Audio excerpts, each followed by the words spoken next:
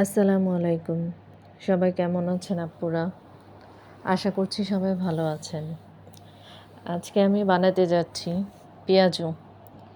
আজকের পেঁয়াজু আমি ৩ ডাল দিয়ে বানাবো। ৩ ধরনের ডাল দিয়ে। মুসুরির ডাল, বুটের ডাল এবং মটরের ডাল। এই ডালগুলো আমি নিয়েছি 1/3 কাপ পরিমাণ করে। 3টি ডালই আমি এক পরিমাণে নিয়েছিলাম। সেগুলো আমি ভিজিয়ে 1 ঘন্টা রেখেছি। এরপর আমি ব্লেন্ডার করে নিয়েছি।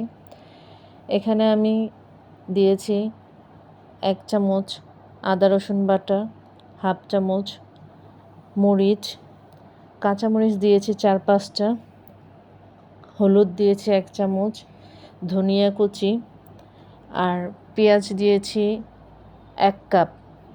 কারণ আমি পেঁয়াজুতে একটু পেঁয়াজটা বেশি দিলে ভালো লাগে খেতে, এই জন্য।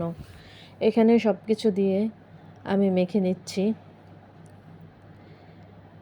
যেহেতু এখানে বুটের ডাল দিয়েছি, সেজন্য আমি এখানে দিয়েছি 1/2 চামচ গরম মশলা, 1/2 চামচ ধনিয়া ফাঁকি আর 1/2 চামচ জিরা ফাঁকি, অল্প করে। এখন আমি হাঁড়িতে তেল গরম করে নিয়েছি। এখানে আমি পাতলা করে ছোট করে পেঁয়াজগুলো দিয়ে দিচ্ছি। আলহামদুলিল্লাহ খুবই মুচমুচে হয়েছিল এবং খেতেও অনেক মজা ছিল। আমি এটা মিডিয়াম হিটে ভেজে নিয়েছি অনেকক্ষণ সময় নিয়ে, যার কারণে পেঁয়াজগুলো খেতেও খুব মুচমুচে ছিল। ধন্যবাদ আপনাদের সবাইকে।